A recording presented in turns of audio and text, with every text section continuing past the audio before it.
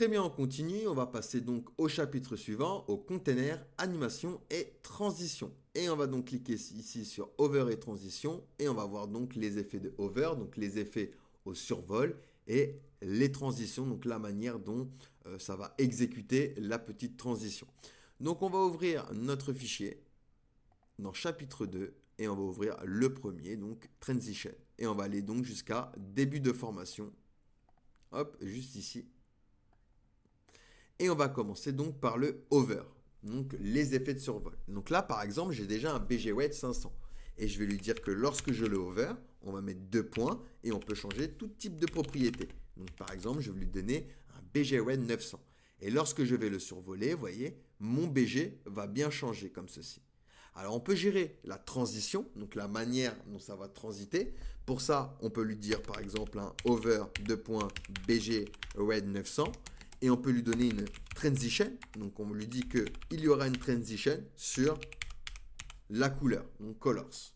Et ici, vous voyez, j'aurai un truc un peu plus fluide que ici, où c'est très brut. Le changement est très brut. Ici, je vais avoir une petite transition entre le changement de mes couleurs. Donc vous avez transition color, donc vous mettez transition suivi du coup de la propriété que vous allez changer. Et vous avez également, donc par exemple le over, on va lui donner un BG red 900. Donc on peut changer tout type de propriété, hein, comme je vous ai dit. On va changer également le texte. Texte, on va lui mettre un orange 700 et une transition all. Hop. Donc ici maintenant, quand je vais survoler, vous voyez, mon fond a changé, le texte également, mais je vais avoir une transition cette fois-ci sur tous mes éléments. Vous pouvez retrouver toutes les propriétés liées à transition dans la doc de Tailwind CSS. Hein. Si vous allez, alors tac tac tac, alors oups, si vous allez ici dans transition property. Donc vous voyez ici transition all, transition color, transition opacity, transition shadow, etc.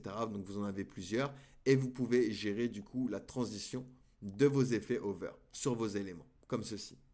Donc ça c'est pour over, mais on va pouvoir également gérer la duration. Donc c'est le temps qui va mettre pour exécuter notre transition. Donc ici par exemple, on va lui donner un over. On va changer le BG, donc en BG Green 900. Et on va lui donner donc Transition All et une Duration 1000. Donc c'est 1000 millisecondes qui correspond donc à une seconde. Vous avez 1000, 700, 500, 300, 200, 150. Je vous les ai mis ici. Et lorsque je vais survoler, vous voyez, il va mettre une seconde à exécuter ma transition. Donc je vais avoir encore quelque chose de beaucoup plus fluide qui va donc s'exécuter comme ceci. On va pouvoir gérer également les timing functions. Donc, c'est la manière également dont ça va exécuter la transition. Si c'est au début rapide et lent à la fin, ou si c'est lent au début et rapide à la fin, ou lent au début, rapide au milieu et lent à la fin, etc. Donc, ça, c'est les timing functions. Donc, de la même manière, on va venir éditer sur plusieurs endroits en même temps. On va faire un hover, on va changer le BG en purple. On lui donne un transition all, alors purple 900, pardon. Hop. On lui donne un transition all pour que ça puisse du coup avoir une transition. On lui donne une duration, donc par exemple de 700 millisecondes. Et ici, on va pouvoir donc lui donner ease in out. Vous avez ease in, vous avez ease out et vous avez ease linéaire. Hop. Et du coup ici, vous allez avoir des transitions qui vont s'exécuter, vous voyez, de manière différente. Hop, hop, avec les timing functions. De la même manière, on va pouvoir ajouter du délai. Donc ici, on va faire un over. Donc là, le BG il est en blue, donc on va mettre un blue 800 lorsqu'on va le survoler. On va lui donner donc une transition all. Duration, on va lui donner 700 en is linéaire et on va lui donner un delay de 500 millisecondes. Donc ici, je vais le survoler et au bout d'une demi-seconde, il va exécuter ma transition.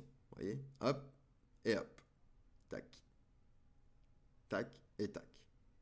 Donc voilà pour les transitions. Donc on va pouvoir donc gérer le hover, le survol, et changer tout type de propriétés, que ce soit background, le padding, la couleur de texte, vraiment toutes les propriétés. Il suffit de mettre un hover de points et la propriété qui change. Et on va pouvoir donc gérer également tout ce qui est transition, timing function, le delay et la duration. Allez, posez-moi des questions si vous en avez, sinon nous allons passer à la suite.